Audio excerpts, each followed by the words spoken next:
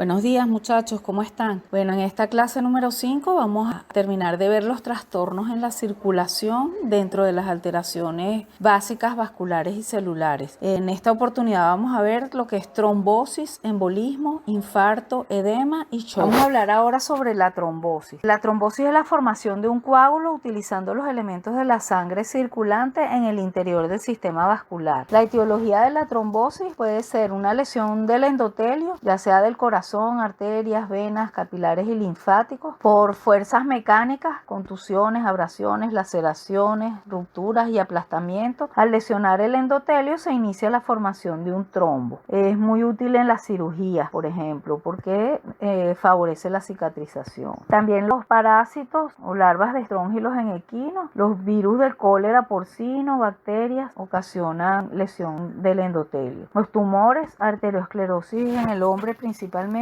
también pueden causar lesión en el endotelio. Los trombos también se pueden deber a alteraciones en la proporción del flujo de la corriente sanguínea. Al disminuir la velocidad del flujo sanguíneo a través del vaso, la pérdida de fuerza centrípeta de la corriente de la sangre hace más fácil que los elementos formes alcancen la pared vascular, especialmente los trombocitos o plaquetas, que fluyen a lo largo de la superficie endotelial, pero no se adhieren a ella si no hay lesión endotelial. En los vasos con corriente sanguínea rápida es más difícil que se forme un trombo, porque los trombocitos son mantenidos en la porción central de la corriente sanguínea por la fuerza centrípeta. Otra de las causas de trombosis son las alteraciones en la composición de la sangre. La composición química de la sangre es importante en la formación de los trombos. Un aumento, por ejemplo, en la cantidad de fibrinógeno y un tiempo de coagulación más rápido están asociados con procesos supurativos como la neumonía, y el uso de éter, cloroformo como anestésicos generales también pueden producir alteraciones en la composición de la sangre. La administración de coagulantes sanguíneos aumenta la incidencia de trombos, mientras que el dicumarol disminuye la tendencia de la fibrina a presentarse en el trombo. Las enfermedades hepáticas resultan en disminución de la formación de protrombina. La disminución de absorción de vitamina K prolonga el tiempo de coagulación y disminuye la cantidad de fibrina dentro del trombo. En enfermedades septicémicas, los trombocitos no se presentan por haber sido ya utilizados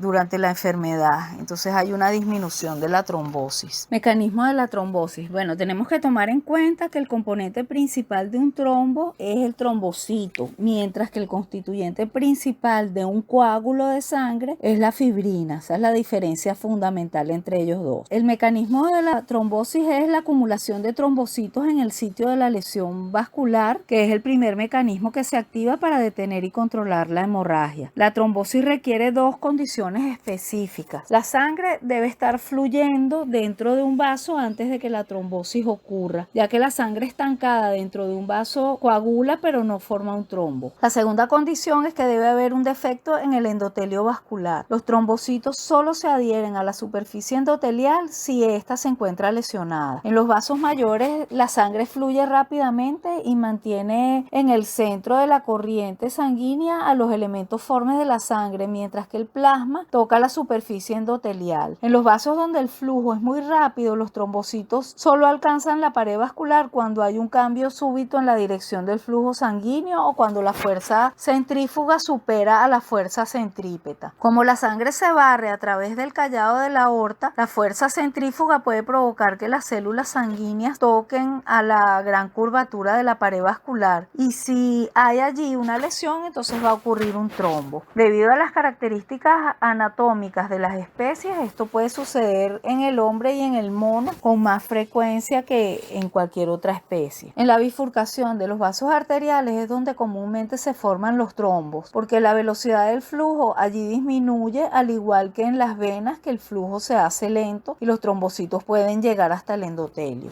En el corazón, el movimiento de la sangre a través de las válvulas y cambios de dirección favorecen también la formación de trombos. Igualmente en los capilares pueden ocurrir trombos fácilmente. Al adherirse los trombos al endotelio lesionado, la masa acumulada causa resistencia periférica al flujo sanguíneo, alterando la dirección del flujo y produciéndose un remolino debajo de la obstrucción que impulsa los componentes celulares hacia la pared del vaso, hacia el endotelio. Los trombocitos que se acumulan sobre la superficie endotelial del vaso producen una masa blanca o de color amarillo ligero en el sitio de la lesión.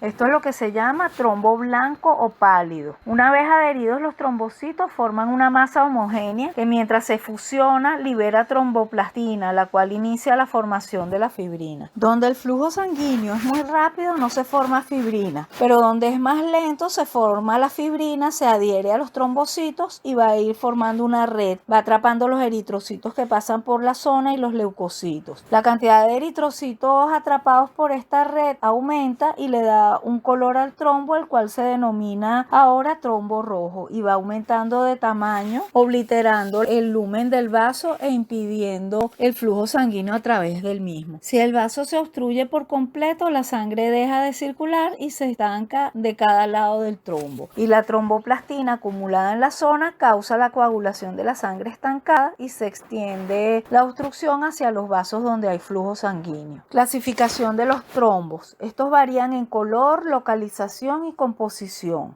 La clasificación de los trombos de acuerdo con la localización dentro del sistema vascular es trombos cardíacos, los localizados en el corazón. Estos pueden estar adheridos a las válvulas o a las paredes del corazón. Se llaman entonces trombos valvulares. Estos pueden ocurrir por infección con Streptococcus piógenes en el cerdo, Corynebacterium piógenes en bovinos, Streptococcus equi en equinos. Los trombos murales son los que están en las paredes del corazón, y un ejemplo de estos son los que ocurren en la infección por Clostridium chauvei en bovinos. La endocarditis fibrinosa aguda con trombosis mural es patognomónico del carbón sintomático de los bovinos. Los trombos arteriales son los que se localizan, por supuesto, en el interior de las arterias y son más frecuentes en animales que los trombos cardíacos o venosos. Los trombos en arteria mesentérica anterior por la lesión producida por larvas migratorias de Strongylos vulgaris en caballos son comunes. También están los trombos venosos, que no son tan importantes en animales como en humanos, y los trombos capilares, que se asocian con la inflamación y no son verdaderos trombos porque no están compuestos con plaquetas y fibrina. Son eritrocitos aglutinados por la administración de sangre incompatible.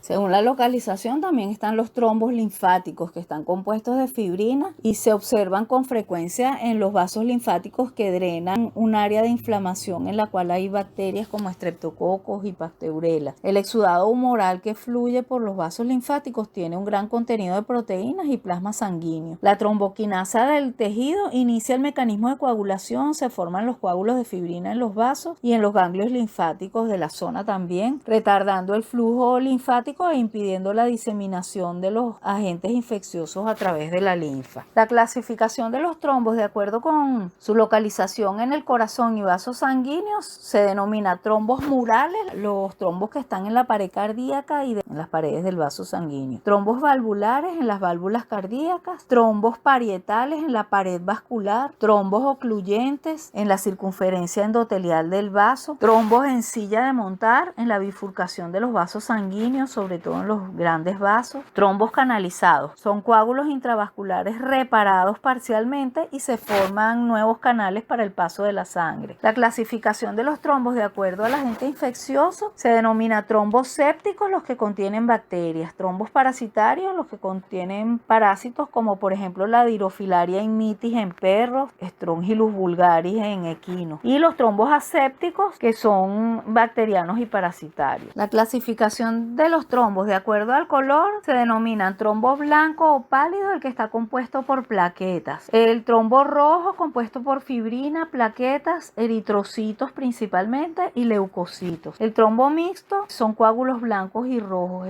Los coágulos blancos en los vasos de flujo rápido y los rojos en los de flujo lento. Trombo laminado, láminas blancas y rojas. El factor determinante para que el flujo sanguíneo sea rápido o lento es la necesidad de sangre en el área irrigada por ese vaso. ¿Qué ocurre con los trombos? ¿Cuál es el destino de los trombos? Bueno, hay 7 cambios que pueden ocurrir en los trombos. Uno de ellos es la contracción. Al formarse la fibrina, el coágulo se encoge y se contrae, disminuye de tamaño y se hace más firme. Lo otro que puede ocurrirle es la licuefacción por enzimas autolíticas. Las enzimas dentro de los leucocitos, trombocitos y líquidos tisulares causan digestión lenta del trombo. Este se fragmenta y viaja a vasos pequeños produciendo pequeños infartos. También el trombo puede desintegrarse por enzimas de leucocitos. Cuando hay bacterias en los trombos aparecen muchos leucocitos dentro de estos para eliminar a los microorganismos. Sus enzimas desintegran los trombos que se desprenden y son arrastrados sus fragmentos a otras zonas, causando obstrucción de vasos menores y focos nuevos de inflamación supurativa por las bacterias. La abscedación es que aparecen abscesos en los trombos cuando hay bacterias piógenas. Se acumulan los neutrófilos como principal componente en el interior de los trombos para tratar de eliminar a las bacterias. El trombo también puede sufrir organización. Aproximadamente 72 horas después de la formación de un trombo empiezan a aparecer fibroblastos y angioblastos, que son los precursores de capilares, dentro del tejido vivo donde el trombo está adherido. Los fibroblastos forman una red laxa de tejido fibroso y capilares y se acumulan leucocitos en el tejido adyacente al trombo, principalmente macrófagos, que es a quienes les corresponde la destrucción del trombo. Y si hay bacterias, aparecen neutrófilos también para eliminar las bacterias. Cuando el trombo está invadido por leucocitos, capilares y fibroblastos y han sido eliminados los eritrocitos, trombocitos y fibrina, el endotelio vascular comienza a crecer sobre la superficie del trombo organizado, los capilares desaparecen y queda una masa de tejido conectivo que se contrae permitiendo el flujo sanguíneo. Puede ocurrir también la canalización. El trombo está lleno de una red de capilares anastomosados que al ponerse en contacto con el endotelio que cubre al trombo organizado forman una anastomosis con los capilares del mismo trombo. La sangre proveniente de la luz del vaso trombosado puede entrar en la red de capilares dentro del trombo porque tiene mayor presión que la de estos, y la sangre es forzada a través del trombo por medio de la red de anastomosis capilares. La presión sanguínea provoca la dilatación de los capilares y enderezamiento de su curso, convirtiéndose esta ruta en la preferida de la sangre por su mayor dilatación. Estos nuevos canales están cubiertos de endotelio a través del trombo y la restauración parcial de la circulación normal de la sangre se llama canalización. También ocurre la mineralización. Un trombo contiene tejido en degeneración y necrótico, especialmente si hay bacterias. La sangre en contacto con el trombo contiene calcio y otras sales en solución que causan la mineralización del trombo. Esto ocurre con mayor frecuencia en los trombos venosos. Los efectos de la trombosis. Hay unos efectos que se llaman efectos omitibles. Cuando los trombos se presentan en los vasos que no son necesarios, no se nota ningún efecto especial. La mayoría de los órganos tienen gran cantidad de vasos sanguíneos y forman una circulación por anastomosis o alternativa que cumple con su función. Están también los efectos benéficos. La trombosis de los vasos ayuda en el control de la hemorragia, por ejemplo, en órganos internos, las úlceras gástricas, por ejemplo. Los trombos en vasos linfáticos y sanguíneos son beneficiosos para evitar que las bacterias puedan invadir otros lugares del cuerpo por medio del sistema vascular. Por ejemplo, la trombosis de vasos umbilicales en el momento del nacimiento. Están también los efectos dañinos. Dependen de cuál es el vaso trombosado y de la circulación colateral dentro del área. La trombosis de vasos mayores, donde la circulación colateral es inadecuada, da como resultado la isquemia y el infarto de la zona. Los trombos que involucran al endocardio causan insuficiencia cardíaca e hiperemia pasiva local. La lesión de la pared de un vaso trombosado puede producir resistencia cerca del trombo, de modo que al aumentar la presión de la sangre en el sitio de la obstrucción, causa que el vaso se dilate localmente y esto es conocido como un aneurisma. La coagulación de la sangre post-mortem. No se debe confundir un trombo con coagulación de sangre post-mortem dentro del sistema vascular. La coagulación post-mortem ocurre en corazón, venas y arterias, pero no ocurre en capilares. Hay dos tipos de coágulos post-mortem. Los coágulos rojos, que ocurren cuando los componentes de la sangre están distribuidos uniformemente en el coágulo. Esa es la composición normal de la sangre. Y los coágulos amarillos, cuando los componentes sanguíneos no están uniformemente distribuidos en el coágulo. La porción ventral del coágulo es roja por los eritrocitos y la dorsal es amarilla por la fibrina y el suero. Otro trastorno circulatorio muy conocido es el embolismo. El embolismo es el avance de un cuerpo extraño moviéndose a través del sistema circulatorio y llegando a alojarse en un vaso, entonces causa una obstrucción conocida como embolismo. La localización de las embolias. Las embolias siempre se alojarán en una arteria o en un capilar porque el diámetro de estos vasos decrece a medida que se alcanzan las ramas terminales, mientras que el flujo de la sangre en las venas siempre va dentro de un vaso que va aumentando de tamaño. El embolismo puede ocurrir también en el sistema vascular linfático.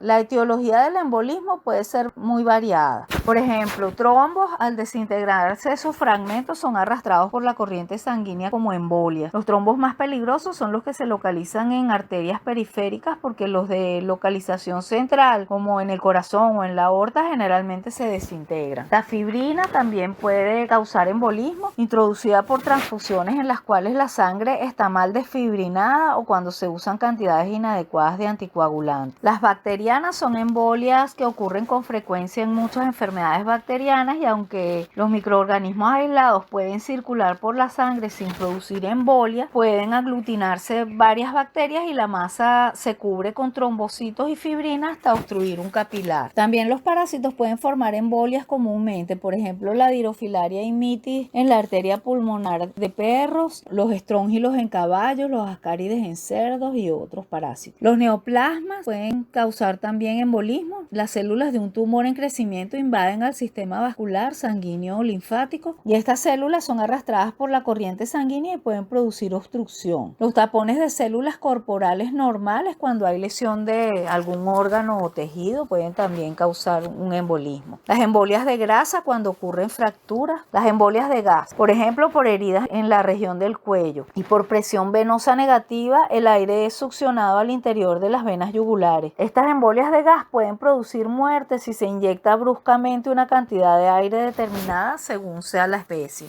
Significación y resultados de las embolias. La importancia de una embolia y el proceso del embolismo depende de varios factores. Del carácter de la embolia va a depender del tamaño, las propiedades sépticas o asépticas de la misma y las células neoplásicas o normales que ocasionen la embolia, por el número de las embolias o por el órgano involucrado. Otro trastorno de la circulación es el infarto. El infarto es la necrosis local de un área como consecuencia de la isquemia por obstrucción de la irrigación en esa zona. La etiología. Los agentes etiológicos que impiden el flujo de la sangre a través de una arteria y causan el infarto están localizados dentro de la luz del vaso, en la pared de la arteria o en el tejido perivascular. Pueden ser trombos y embolias. Trombos y embolias son causas comunes de infarto. También las drogas o compuestos venenosos que causan contracción de la musculatura de las paredes arteriales causan constricción del lumen de los vasos suficiente para producir obstrucción de la circulación, resultando en infarto. Los tumores, abscesos o quistes que presionan sobre las arterias y causan constricción pueden ser causantes de infarto. Patogénesis del infarto. Lo primero que ocurre es una obstrucción del abastecimiento de sangre arterial en porciones de órganos completos o miembros completos. El área órgano o miembro sufre isquemia, pero solo persiste por corto tiempo. Al aumentar las necesidades de oxígeno, nutrientes y eliminación de materiales de desecho, los capilares se van a dilatar para llevar sangre al área. Si la sangre arterial no puede alcanzar el área isquémica por la ruta arterial normal, el organismo utiliza los sistemas arteriales adyacentes y gracias a la presión sanguínea es forzada a través de la red de anastomosis capilares dentro del área isquémica, donde entonces ocurre la dilatación de capilares. Si la cantidad de sangre que alcanza el área isquémica a través de la circulación colateral no es suficiente para mantener las necesidades del área isquémica, los capilares se van a dilatar al máximo y se llenan de sangre y el área se ve roja,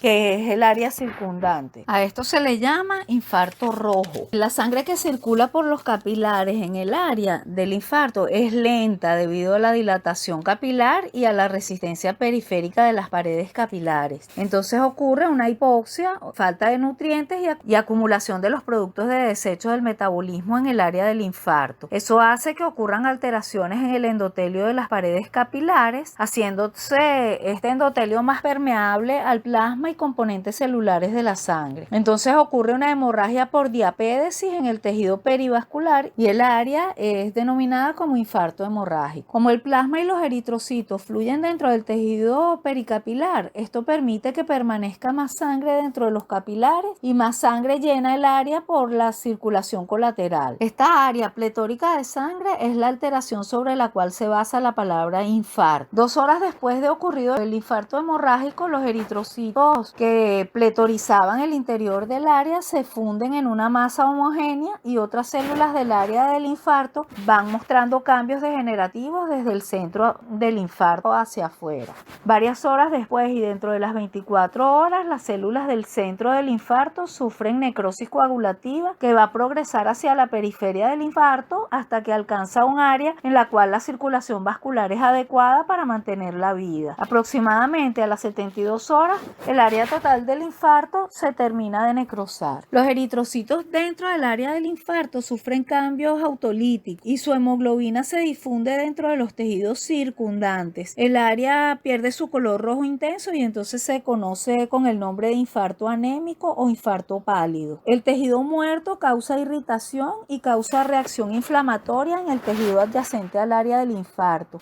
Va a ocurrir una hiperemia activa en la zona de la inflamación entre el tejido vivo y el tejido muerto. Los leucocitos, macrófagos principalmente, se acumulan en la zona y los fibroblastos y angioblastos comienzan a proliferar. Los angioblastos crecen dentro del tejido necrótico y producen capilares que proporcionan tanto el oxígeno como los nutrientes necesarios para los leucocitos, que se encargarán junto con las enzimas autolíticas de las células de eliminar el tejido necrótico del área gradualmente. Los fibroblastos que acompañan a los capilares llenan el área con tejido conectivo a la vez que se va eliminando el material necrótico, quedando una conformación anatómica aproximadamente normal de la parte afectada. El tejido conectivo se contrae y ocurre distorsión del órgano, dejando una cicatriz amarilla o color café debido a la hemosiderina que contiene por la destrucción de glóbulos rojos. La apariencia macroscópica de un infarto varía de acuerdo con la forma y la distribución de su irrigación con sangre arterial. Generalmente tienen forma de cono, apareciendo con la punta del cono hacia el sitio de la obstrucción arterial y la base del mismo hacia la periferia del órgano. Se observan más frecuentemente en órganos con circulación arterial fina como son el riñón y el vaso. Los infartos hemorrágicos o rojos sobresalen de la superficie vecina del órgano porque están pletóricos de sangre. Los infartos anémicos son pálidos, generalmente tienen una superficie deprimida porque la hemoglobina y otras sustancias se han difundido hacia el exterior del área. Cuando un infarto se ha organizado, la contracción del tejido conectivo va a causar una superficie deprimida y un arrugamiento del órgano que es característico. Significación y resultados del infarto. Va a depender de la localización y el tamaño del infarto. Un infarto puede resultar en la muerte del tejido irrigado por la arteria obstruida o la organización del infarto y la producción de cicatriz según la extensión de la lesión podrá comprometer la salud futura del animal.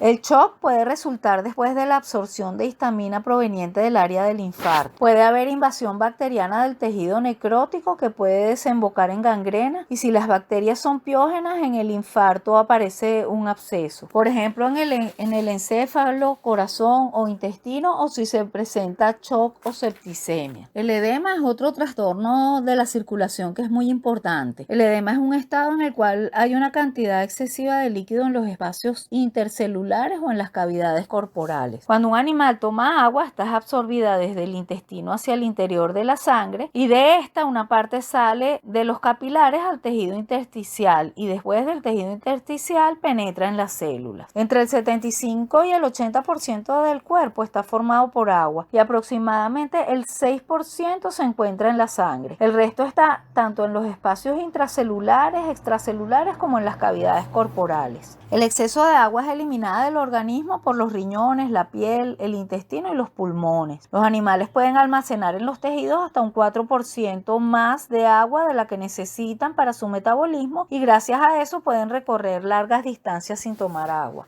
Hay un flujo constante entre el líquido vascular que contiene la proteína del plasma y el líquido intersticial que no contiene proteínas a través de los capilares arteriales y venosos. En el extremo capilar, la presión de filtración de la sangre es constante y hace que pase algo de líquido al interior del tejido intersticial, mientras que en el extremo venoso la presión hidrostática está disminuida, lo que permite el retorno del líquido hacia el vaso. Las proteínas del plasma son hidrófilas y fijan el agua en los vasos, pero su poder de fijación en el extremo arterial es un poco menor que la presión de la filtración capilar hidrostática. En el extremo venoso caso donde la presión de filtración capilar es reducida, la presión osmótica coloidal de las proteínas puede succionar el líquido, regresándolo al interior de los capilares. En este recorrido, la sangre va a transportar nutrientes al espacio intersticial y a las células parenquimatosas y se lleva los metabolitos del desecho provenientes de las células a los capilares venosos. Si entra más líquido al tejido intersticial del que puede ser transportado por los extremos venosos, este puede ser drenado por vía de los capilares linfáticos. Si la cantidad de agua intersticial aumenta, se llama edema. Si disminuye, se llama deshidratación. El prefijo hidro se refiere a la presencia excesiva de líquido dentro de tejidos u órganos. Se denomina, por ejemplo, hidrocéfalo al aumento de líquido en el encéfalo. Se denomina hidrotórax, hidropericardio, hidroperitoneo o ascitis, hidrocele en la túnica testicular. Hidrops significa edema en latín y anasarca, edema generalizado, especialmente en tejido subcutáneo. Es un edema generalizado por todo el tejido subcutáneo del organismo. Etiología. El transporte de nutrientes y oxígeno desde la sangre al interior de los tejidos y la eliminación de los productos del desecho del metabolismo provenientes de los tejidos por vía sanguínea es un sistema de intercambios muy complejo en el cual están incluidos factores como la química coloidal, la presión osmótica, la presión sanguínea, la permeabilidad capilar y control por el sistema nervioso, que tienen un papel fundamental en el intercambio de líquidos. El paso de esas sustancias a través de una membrana semipermeable como es el endotelio de la pared vascular depende de la diferencia de presión osmótica de los líquidos del tejido y el plasma sanguíneo, que está influenciada por la presencia de proteínas sanguíneas producidas por el hígado, que son de gran tamaño y permanecen en los vasos, ejercen presión osmótica. Estas proteínas sanguíneas ejercen la succión del líquido de los tejidos, que pronto estarían deshidratados de no ser porque la presión sanguínea del animal limita este movimiento de líquido hacia el interior de los vasos sanguíneos. Relación de la presión osmótica y la presión sanguínea en el intercambio de líquidos a través de las paredes vasculares. En un individuo normal hay una circulación continua de líquidos proveniente de la terminación arterial del capilar a través de los tejidos y regresando por la terminación venosa de los capilares. La presión de la sangre dentro de los vasos capilares arteriales es de aproximadamente 45 milímetros de mercurio, es decir, que es mayor que la presión de la sangre de los capilares venosos, que es aproximadamente 15 milímetros de mercurio, y mayor que la presión osmótica del plasma, que aproximadamente es de 30 milímetros de mercurio. Esa diferencia entre la presión arterial capilar y la presión osmótica del plasma forza la salida de líquido hacia los tejidos en una proporción de 15 milímetros de mercurio, por la diferencia entre las dos presiones. En la terminación venosa de los capilares, la presión de la sangre a 15 milímetros de mercurio no puede dominar a la presión osmótica de 30 milímetros de mercurio, a la cual fluyen la sangre y los líquidos provenientes de los tejidos hacia el interior de la corriente sanguínea,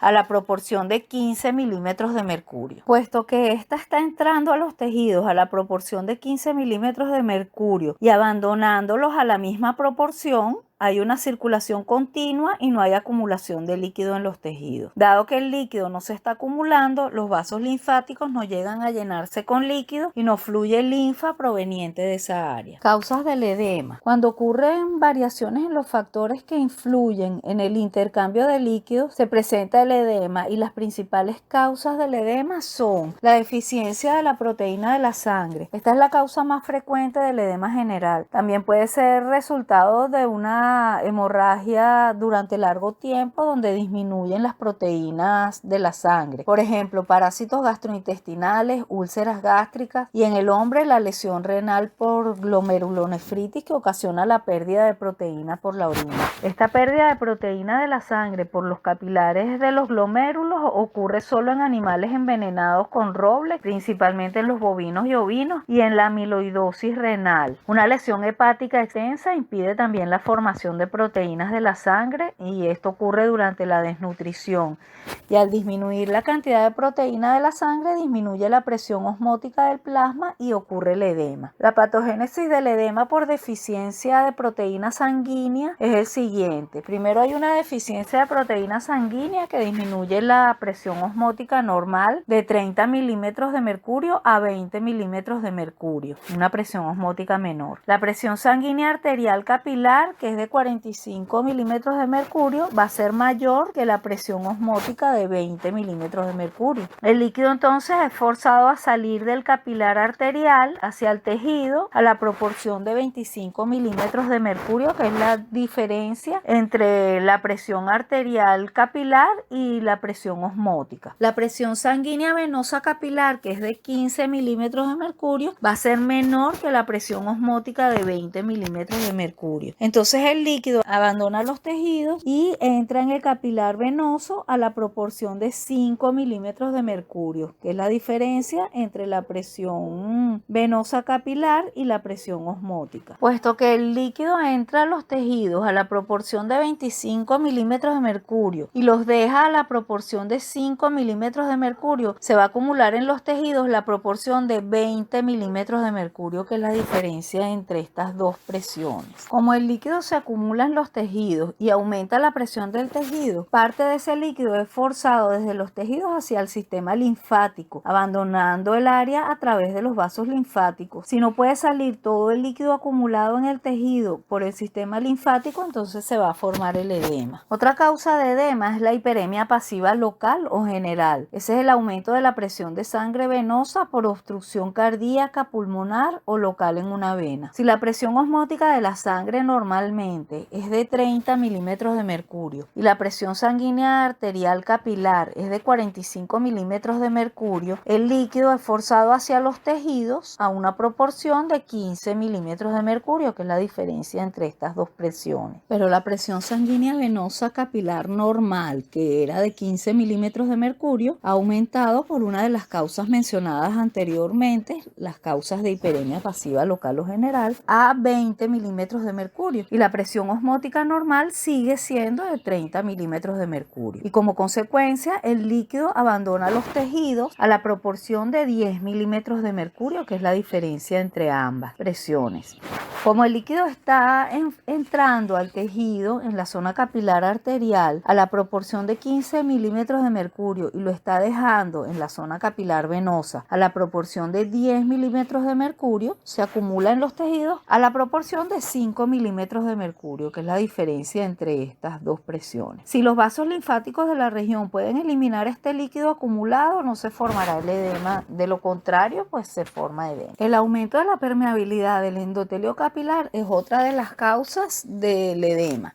Cuando aumenta la permeabilidad de las paredes endoteliales, algo de la proteína de la sangre puede escaparse del sistema vascular hacia los tejidos y ocurre un cambio de la presión osmótica de la sangre, que se reduce por la salida de las proteínas, y su valor normal, que era 30 milímetros de mercurio, baja a 20 milímetros de mercurio, más o menos. Se cree que la pared endotelial de un capilar es como una red flexible en la cual las aberturas se hacen mayores o menores en respuesta a influencias físicas y químicas. Cuando las aberturas son pequeñas, la proteína de la sangre es retenida porque son moléculas grandes. Cuando son mayores las aberturas, algo de esta proteína se puede escapar hacia los tejidos vecinos. Una de las causas conocidas que incrementan la permeabilidad capilar es la presencia de histamina, que se forma en las áreas de inflamación o cuando ocurren lesiones mecánicas y térmicas, al igual que durante las reacciones alérgicas. También se asocia el aumento de la permeabilidad con influencias del sistema nervioso conocidas como mecanismo angioneurótico, en el cual el edema y los síntomas de shock se presentan rápidamente como consecuencia de lesiones o de crisis de estrés. La patogenia de este tipo de edema se puede asumir que tanto la presión arterial como la presión venosa y que la presión osmótica normal, que es 30 milímetros, disminuyó a 20 milímetros debido a la salida de proteína de la sangre hacia los tejidos vecinos por aumento de la permeabilidad del endotelio vascular. En esta situación, la presión arterial es mayor que la presión osmótica y el líquido está siendo empujado al interior de los tejidos a una proporción de 25 milímetros en la zona capilar arterial. Mientras tanto, en la zona capilar venosa, la presión sanguínea es de 15 milímetros e intenta retener la presión osmótica de 20 milímetros y el líquido está entrando a la vena en una proporción de 5 milímetros. Puesto que la sangre llega al interior de los tejidos a la proporción de 25 milímetros y los deja a la proporción de 5 milímetros, se están acumulando en los tejidos a la proporción de 20 milímetros. Parte de este líquido será forzado dentro de los capilares linfáticos por donde será drenado. Obstrucción de los vasos linfáticos. Entre los agentes etiológicos que pueden causar obstrucción de los vasos linfáticos y evitar el paso de la linfa están los tumores, los quistes, los abscesos, vendajes apretados, arneses y otros que puedan presionar sobre los ganglios linfáticos. Estos pueden encontrarse dentro o fuera de los vasos linfáticos o en los ganglios. Por ejemplo, parásitos como la filaria o Demodex canis pueden ocasionar este tipo de obstrucción. Cuando se obstruye un vaso o un ganglio linfático, se pueden complicar los 3 tipos de edema mencionados anteriormente, debido a que el líquido acumulado en los tejidos no puede ser drenado de la zona. La obstrucción linfática no es como tal la causa del edema en tejidos u órganos en descanso. Durante el descanso no se produce linfa, pero al aumentar la actividad metabólica y aparecer líquidos en los tejidos, los vasos linfáticos obstruidos no pueden eliminar ese líquido y ocurre el edema. Un miembro normal en descanso no produce linfa, pero cuando hace ejercicio aumenta la actividad metabólica, se acumulan los productos de desecho de ese metabolismo y se presentarán tejidos acidóticos. Estos dos factores aumentan la presión osmótica de los líquidos del tejido. Ahora, cuando se enfrenta el plasma de la sangre con los líquidos del tejido, teniendo de por medio una membrana semipermeable, se encontrará que la presión osmótica del plasma es de 25 milímetros de mercurio en lugar de la normal, que es 30 milímetros de mercurio. Si suponemos que la presión de la sangre en el cabo arterial de los capilares es la normal, que es 45 milímetros de mercurio, y que la presión de sangre venosa permanece también en sus valores normales, que es 15 milímetros de mercurio, vemos que en la zona capilar arterial la presión de la sangre, 45 milímetros, sobrepasa a la presión osmótica, 25 milímetros de mercurio en ese lugar. Y el líquido es forzado dentro de los tejidos en la proporción de 20 milímetros de mercurio, que es la diferencia entre ambas presiones. Mientras que en el extremo venoso de los capilares, la presión de la sangre venosa, que es la normal, 15 milímetros de mercurio, está resistiendo parcialmente una presión osmótica de 25 milímetros de mercurio. Y el líquido está abandonando a los tejidos en la proporción de 10 milímetros de mercurio, que es la diferencia entre estas dos presiones. Puesto que está entrando el líquido a los tejidos a una proporción de 20 milímetros de mercurio y saliendo a la proporción de 10 milímetros de mercurio, se está acumulando en los tejidos a la proporción de 10 milímetros de mercurio. Pero como además el vaso linfático está obstruido, el exceso de líquido de los tejidos no puede ser eliminado por los capilares linfáticos y se va a acumular en los tejidos formando el edema. ¿Cómo se clasifica el edema? El edema puede ser local o general. El edema local ocurre en una parte de un individuo y generalmente es ocasionado por la hiperemia pasiva local, por la obstrucción de un vaso linfático o por lesión de los nervios regionales, y es bastante común. El principal factor responsable del edema es la alta presión venosa en las extremidades. La presión hidrostática necesaria para soportar una columna de sangre dentro de una vena que va desde una pata hasta la vena cava es mucho mayor que la presión osmótica coloidal del plasma dentro de la vena. Esta gran diferencia de presiones obstaculiza la eliminación de líquido del tejido en los extremos venosos de los capilares del miembro y da por resultado un edema. Pero hay factores que evitan la acumulación de sangre en los tejidos de los miembros. Estos son las válvulas en las venas que impiden el retorno venoso, la acción de bombeo de los movimientos de los músculos de los miembros, el aumento del flujo de la linfa, el aumento de la presión del tejido debido a la estructura de los miembros, diámetro pequeño, gran volumen de tejido firme como huesos y ligamentos, bajo volumen de tejido blando como músculo esquelético y una densa cubierta de piel gruesa y tensa, generalmente la conformación de los miembros. Sin embargo, durante los periodos de inactividad se presenta el edema. Si el animal normalmente hace ejercicio o es muy activo y lo tenemos en reposo, se va a presentar el edema. El trastorno desaparece con el ejercicio. El edema general es causado comúnmente por lesiones cardíacas, pulmonares o renales o por el parasitismo. Cualquier lesión cardíaca que ocasione hiperemia pasiva puede originar un edema general en el individuo. Entre las causas más comunes de este tipo de edema están la endocarditis valvular, la pericarditis supurativa, lesiones pulmonares como abscesos, tumores, neumonía crónica o enfisema alveolar crónico, parásitos, infestaciones masivas de gusanos del estómago de bovinos y ovinos que ocasionan pérdida de proteínas plasmáticas. Esto causa la disminución de la presión osmótica y ocurre el edema general. Las lesiones renales, la manifestación alérgica en el shock histamínico o en el shock por mecanismo angioneurótico son las causas más comunes de este tipo de edema. En estas últimas tres condiciones hay un aumento de la permeabilidad de las paredes vasculares y hay un edema generalizado. En los animales con linfosarcomas o mielosarcomas, los ganglios linfáticos de todo el cuerpo pueden infiltrarse con células tumorales que obstruyen a los vasos linfáticos y sanguíneos y ocasionan un edema generalizado en el animal. La apariencia macroscópica del edema es hinchazón o aumento de tamaño del órgano o tejido afectado, el aumento de peso del mismo por aumento de la cantidad de sangre en el área, disminución de la temperatura normal en extremidades y apéndices como la cola, las patas, las orejas, por disminución del flujo sanguíneo en el área, mayor disipación de calor por aumento de tamaño del órgano o tejido y disminución del metabolismo por disminución de la circulación sanguínea en el área edematizada. El color es menos intenso que lo normal por la compresión capilar por acumulación de líquido edematoso. No hay dolor, pero hay sensación de represión y turgencia. Una incisión da como resultado el flujo de líquido edematoso. Se produce fobia, también conocido como godete, a la presión sobre el edema con un dedo durante corto tiempo. Se provoca una depresión donde fue aplicada la presión con el dedo al forzar al líquido edematoso a desplazarse hacia las áreas adyacentes. Tan pronto como quitamos la presión, el líquido retorna lentamente al área, conocido como fobia.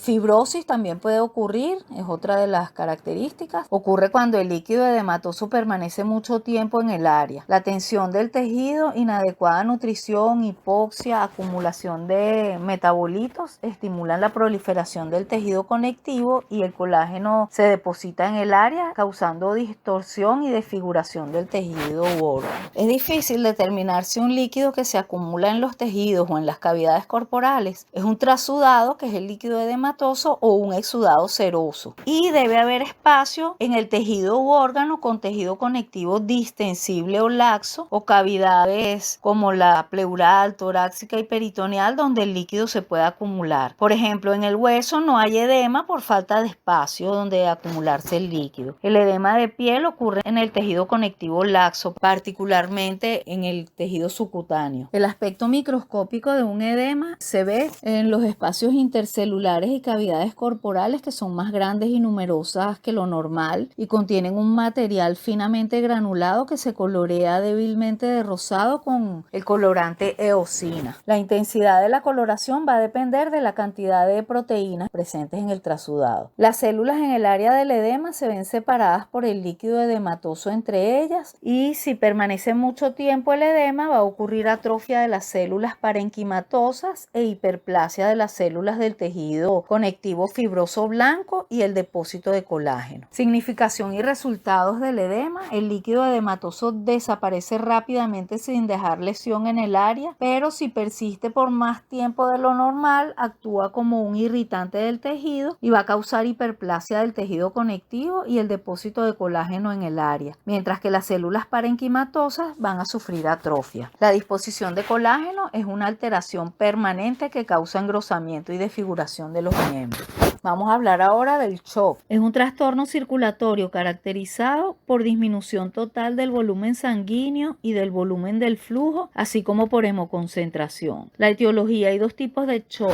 El shock primario ocurre inmediatamente después de una lesión y está asociado con los estímulos provenientes del sistema nervioso u otros factores en los cuales hay considerable destrucción de tejido. También tiene que ver con el miedo que se produce con el manejo brusco del animal, manipulaciones quirúrgicas que involucran a las vísceras, especialmente a las vísceras abdominales. El shock secundario está asociado con lesiones por aplastamiento en pecho o abdomen principalmente. Por ejemplo, en los perros atropellados se ve mucho este tipo de shock secundario. No aparece inmediatamente después de la lesión porque se debe a la formación de sustancias humorales que son lesivas dentro del área lesionada, entre las que se encuentra la histamina y sustancias parecidas a ella. Entre las causas principales del shock secundario se encuentran la hemorragia profusa, que produce hipoxia por falta de irrigación de los tejidos, falta de nutrientes y acumulación de los productos de desecho del metabolismo, que causa degeneración y necrosis celular. Por quemaduras, el tejido degenerado y necrótico produce histamina que se distribuye vía sanguínea por todos los tejidos. Y factores predisponentes como el frío, fatiga, depresión, anestesia general, viajes largos. La patogénesis del shock es la siguiente. Si el shock ocurre inmediatamente después de la lesión, debe ser asociado con las reacciones del sistema nervioso, porque la sustancia humoral podría ser producida y diseminada rápidamente por el organismo entre el momento de la lesión y la aparición del shock. Este tipo de shock primario es causado por una parálisis refleja de los capilares que origina la dilatación capilar reforzada por la histamina producida en el área de lesión. Esto causa cambios vasculares muy graves, especialmente en las vísceras provistas de vasos muy sensibles a la acción nerviosa, como son los órganos de la cavidad abdominal. En condiciones normales, solo una parte de los capilares están llenos con sangre, pero al dilatarse los capilares en todo el cuerpo, hay espacio suficiente en la red capilar para contener a toda la sangre del organismo. Si los factores predisponentes del shock se presentan también, entonces la dilatación capilar se produce más fácilmente y sus paredes se hacen permeables. Entonces el líquido abandona los vasos, entra a los tejidos y se va a producir una hemoconcentración. La sangre se hace viscosa, el volumen total de sangre disminuye y esto no permite que el corazón y los grandes vasos mantengan la presión normal, presión sanguínea normal. Si además ocurre una hemorragia, el volumen total de sangre dentro del corazón y en los vasos mayores va a estar más reducido aún y la presión baja todavía más. Disminuye el impulso cardíaco hasta que ya no puede mantener una circulación adecuada y el animal muere. Como resultado de la hipoxia, deficiencia de nutrientes y la acumulación de productos del metabolismo, los tejidos van a sufrir alteraciones degenerativas y necróticas y las células lesionadas van a producir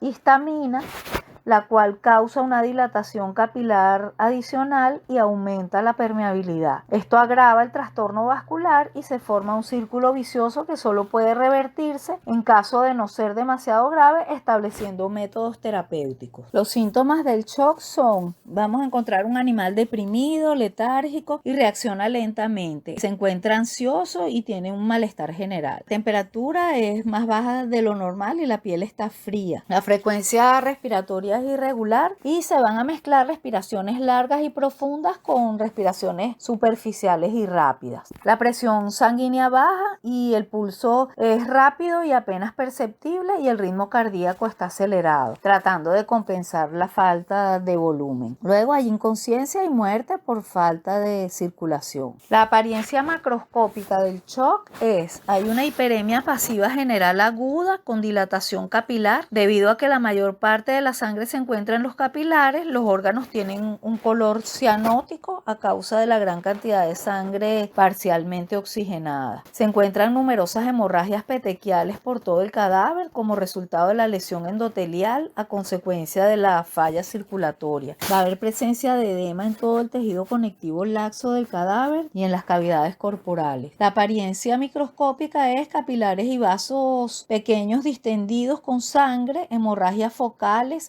células y fibras tisulares van a estar separadas por el exudado. La significación y resultado del shock: si se aplica la terapia a tiempo, el animal se puede recuperar sin alteraciones permanentes. La terapia está dirigida a restaurar el volumen sanguíneo, aumentar la potencia cardíaca, mejorar la presión sanguínea y eliminar los factores predisponentes. La terapia generalmente se hace con antihistamínicos, plasma, sangre, adrenalina. Hay que mantener caliente al paciente por la temperatura subnormal que tiene, y la muerte ocurre si no se restaura el volumen de sangre y la circulación sanguínea normal. Ahora vamos a hablar sobre los trastornos en la nutrición y crecimiento de las células.